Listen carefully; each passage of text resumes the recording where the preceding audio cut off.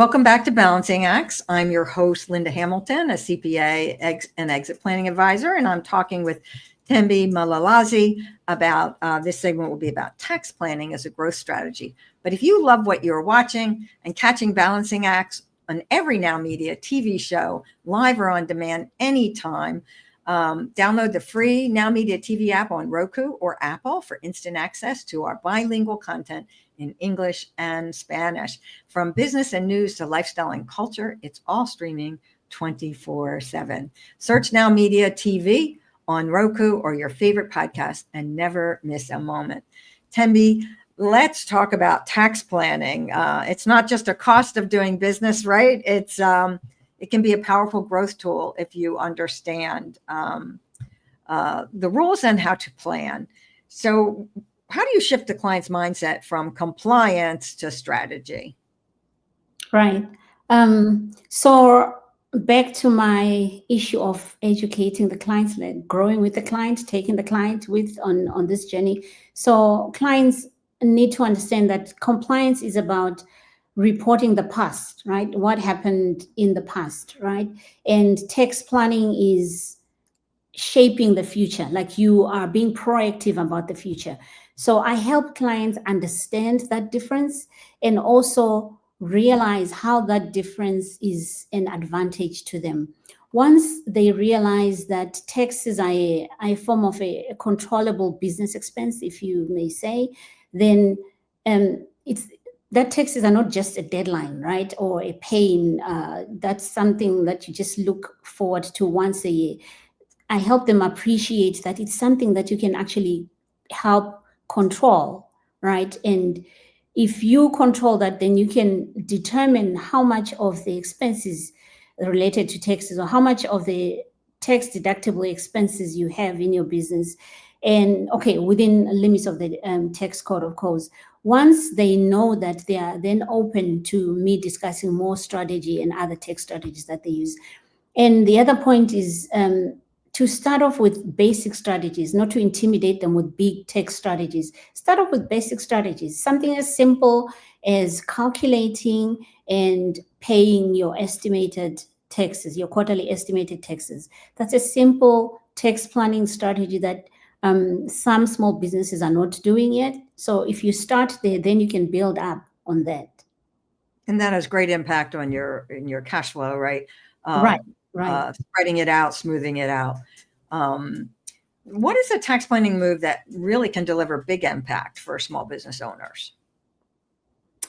So I'm thinking of the right choice of the entity structure, like deciding whether you're going to be just an LLC or you want to elect to be an S corp or you're going to be something else, whether it's a partnership or something else. That choice of an entity structure can have significant tax benefits for you. So for example, if somebody who has an LLC decides that they want to elect the S corp, they then have the advantage of being able to take a salary, right, and be able to get deductions for those wages.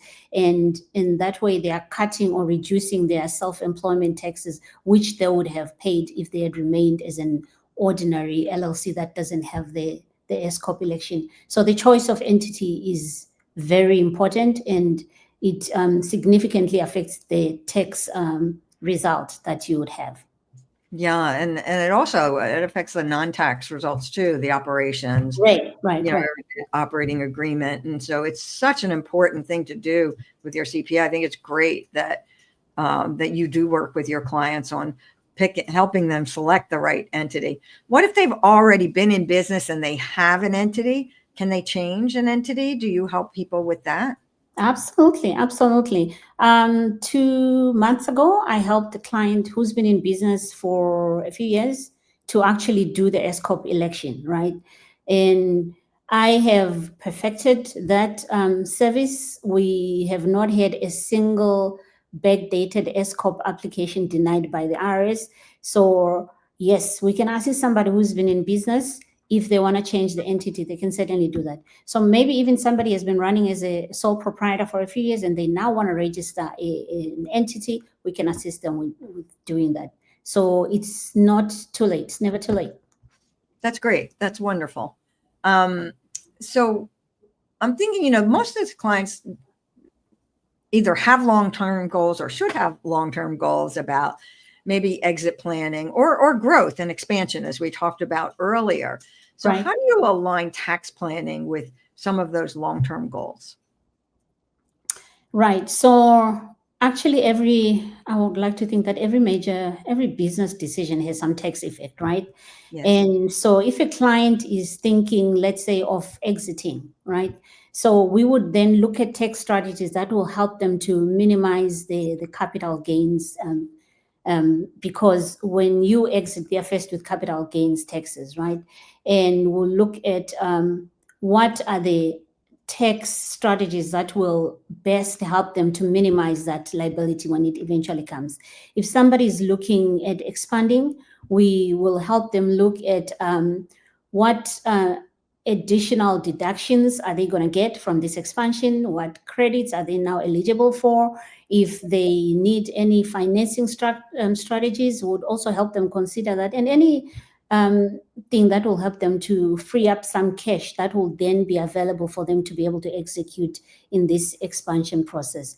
So when a taxpayer or when a client comes over to me, I like to say I offer them a full package, right? So full package. So we look at their accounting, their taxes, and we work with them to see how are they planning to grow, and then we help them with strategies that help them in that direction that they want to grow also. And I think that's also, not all practices do what you do in terms of looking at the whole picture. And, it's not always simple. It comes through conversations, kind of a diagnostic of understanding the business owner, what are their goals, and how can you help them?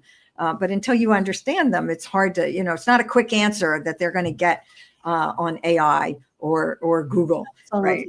Yeah. Yeah. So you mentioned deductions. What are some overlooked deductions or strategies that often surprise? So one that's often overlooked is the Augusta rule, which is very beneficial, actually. The Augusta rule, in short, allows you to rent out your home to your business, and you can do this tax-free, actually. If your business rents out your home and has their business meeting in your home or whatever business meeting you have there, the tax code allows you to do that tax-free, right? The other one is hiring your children. If you hire your children in the business, you get to deduct the salary that you're paying your children, right, as a business deduction, which is a good thing. And your children can also get tax-free income, right?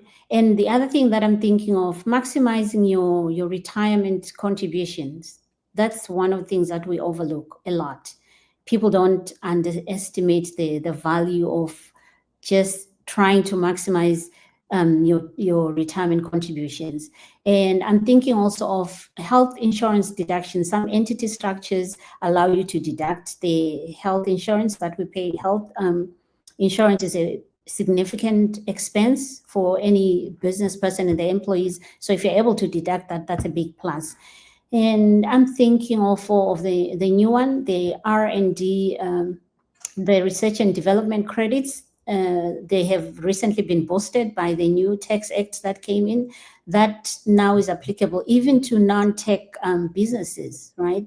So those are some of the deductions that clients may overlook if they're just doing a Google search or just deciding to use AI for their tax preparation.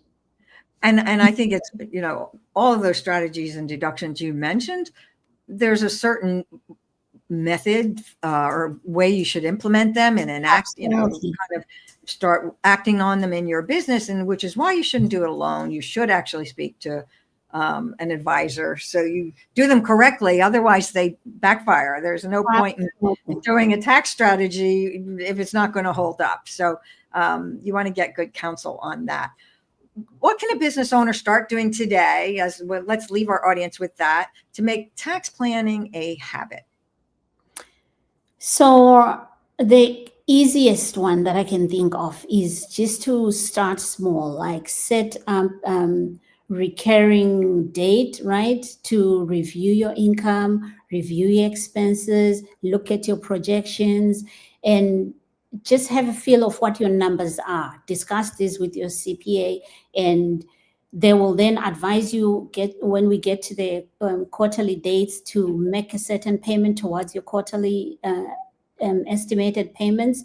So that review, that regular review of your numbers is very important. And I think the other discipline that they can have is putting money aside, like cash, real cash aside, maybe in a different bank account, put it aside towards paying off your tax liabilities as they come due.